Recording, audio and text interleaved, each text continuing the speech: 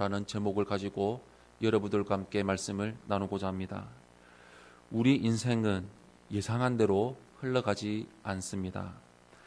하나님은 우리가 전혀 생각하지도 못한 곳으로, 예상하지 못한 상황으로 우리를 이끌어 가실 때가 있습니다.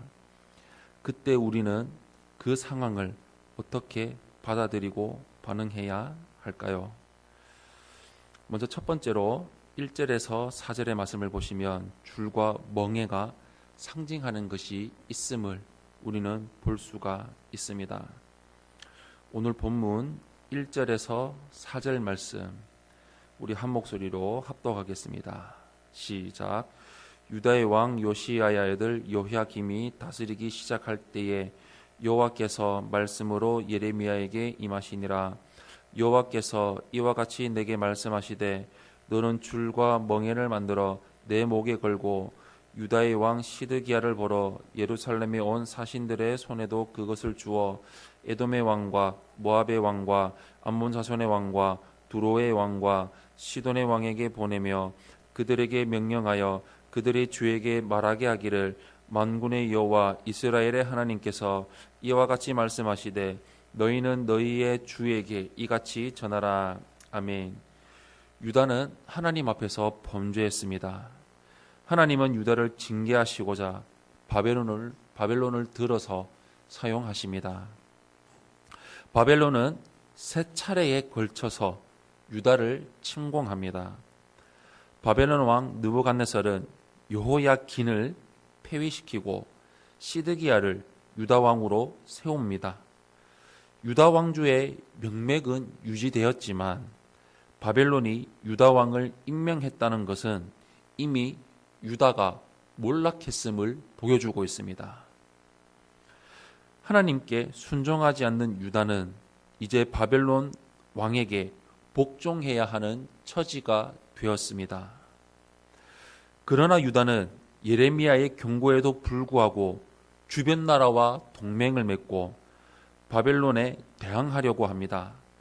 그래서 예레미야는 하나님의 말씀에 따라서 줄과 멍에를 만들어 목에 걸고 시드기야 왕과 이방의 사신들 앞에 나아가 이제 하나님의 뜻에 따라 바벨론의 멍에를 목에 메어야 한다라고 선포하고 있습니다. 죄에 대한 하나님의 징계를 받아들이라는 말씀입니다. 우리는 하나님 앞에서 크고 작은 죄를 지으며 살며 그 죄에 대해 다양한 방식으로 징계를 받기도 합니다. 그런데 그 징계가 때로는 납득하기 어려울 수 있습니다. 불합리하다고 여길 수도 있습니다. 자신을 합리화하며 억울함을 호소할 수도 있습니다. 그러나 하나님의 징계를 받아들이고 진심으로 회개하며 하나님 앞에서 자신을 정결하게 한다면 의와 평강의 열매를 맺게 될 것입니다. 두 번째로 5절에서 7절의 말씀을 보시면 바벨론의 한시적인 통치를 우리는 볼 수 있습니다. 5절에서 7절 말씀 한 목소리로 합독하겠습니다. 시작. 나는 내 큰 능력과 나의 쳐든 팔로 땅과 지상에 있는 사람과 짐승들을 만들고 내가 보기에 옳은 사람에게 그것을 주었노라. 이제 내가 이 모든 땅을 내 종 바벨론의 왕 느부갓네살의 손에 주고 또 짐승들을 그에게 주어서 섬기게 하였나니 모든 나라가 그와 그의 아들과 손자를 그 땅에 기한이 이르기까지 섬기리라. 또한 많은 나라들과 큰 왕들이 그 자신을 섬기리라. 아멘. 바벨론은 막강한 힘을 가진 강대국입니다. 하나님이 그 나라를 사용해 유다와 많은 나라를 복종하게 하기로 하십니다. 그러나 그 기간은 한시적임을 알아야 합니다. 영원한 나라는 하나님 나라뿐입니다. 바벨론은 기한이 이르기까지 쓰임을 받을 뿐입니다.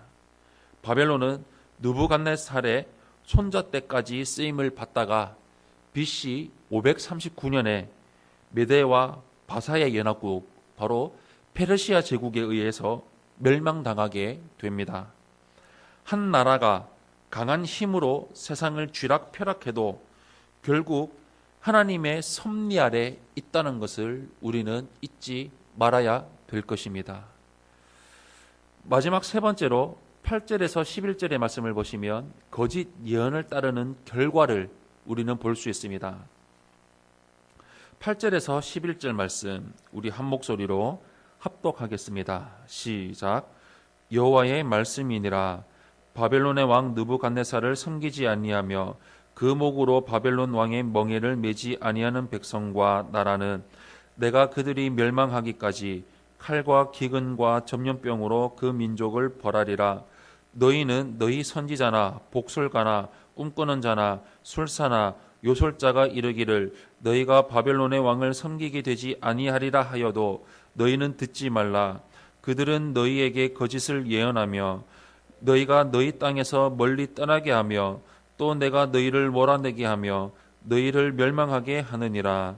그러나 그 목으로 바벨론의 왕의 멍에를 메고 그를 섬기는 나라는 내가 그들을 그 땅에 머물러 밭을 갈며 거기서 살게 하리라 하셨다 하라. 여호와의 말씀이니라 하시니라. 아멘. 유다가 바벨론에 종속되는 것은 하나님의 섭리이자 명령입니다. 결국 하나님의 섭리대로 될 것입니다. 그런데 거짓 선지자, 복술가, 꿈꾸는 자, 술사, 요술자들은 바벨론 왕을 섬기지 말라고 예언했습니다. 하나님은 그들의 예언을 듣지 말라고 경고하십니다. 당장은 좋은 말로 들릴 것입니다. 그러나 그 예언은 오히려 모든 백성을 그 땅에서 멀리 떠나게 하는 멸망의 예언입니다. 거짓 선지자들은 임박한 멸망을 스스로 취하는 자들입니다. 베드로후서 2장 1절에 이렇게 나와 있습니다. 그러나 백성 가운데 또한 거짓 선지자들이 일어났었나니 이와 같이 너희 중에도 거짓 선생들이 있으리라. 그들은 멸망하게 할 이단을 가만히 끌어들여 자기들을 사신 줄을 부인하고 임박한 멸망을 스스로 취하는 자들이라고 나와 있습니다. 실제로 거짓 선지자들의 말을 듣고 바벨론에 대항한 나라는 모두 바벨론의 군대에 의해서 처참하게 짓밟혔습니다. 우리는 듣기 좋은 말씀만 들으려고 하는 경향이 있습니다. 책망의 말씀도 내가 받아들일 수 있는 정도라면 은혜로운 말씀으로 받아들이지만 심기가 불편해지면 거부합니다. 하나님의 말씀은 좌우의 날선 검보다 예리해서 우리의 혼과 영과 관절과 골술로 찔러 쪼개기까지 합니다. 히브리서 4장 12절 우리 한 목소리로 합독하겠습니다. 히브리서 4장 12절 말씀 한 목소리로 합독하겠습니다. 시작. 하나님의 말씀은 살아있고 활력이 있어 좌우의 날선 어떤 검보다도 예리하여 혼과 영과 및 관절과 골수를 찔러 쪼개기까지 하며 또 마음의 생각과 뜻을 판단하나니. 아멘. 하나님 말씀 앞에 겸손하게 서시기를 바랍니다. 하나님의 말씀은 살아있습니다. 우리의 생각과 다릅니다. 내가 맞다 할 때 말씀이 틀리다고 할 때가 있습니다. 그리고 내가 틀렸다고 생각하지만 하나님의 말씀이 맞다고 할 때가 있습니다. 듣기 좋은 거짓 메시지를 분별하고 참된 말씀 앞에 엎드리시기를 바랍니다. 우리 삶을 분별하는 길, 우리 삶을 올바로 인도하는 길은 오직 말씀밖에 없습니다. 말씀을 붙들어서 말씀대로 행하며 살아가는 은혜가 충만하시기를 예수님의 이름으로 축원합니다. 사랑하는 성도 여러분, 하나님은 약속하시고 반드시 이루십니다. 우리는 하나님의 약속과 성취 사이에서 살아갑니다. 그런 우리에게 필요한 것은 바로 믿음입니다. 약속과 성취 사이를 오직 믿음만이 메꿀 수 있습니다. 하나님의 약속이 성취되는 날까지 거짓 선지자의 메시지에 흔들리지 말고 믿음을 붙잡아야 합니다. 언제나 우리에게 선물로 주어진 성령과 성경과 교회를 굳게 붙들고 믿음을 굳건하게 살아가는 삶을 이루어 나아가시기를 예수님 이름으로 축원합니다.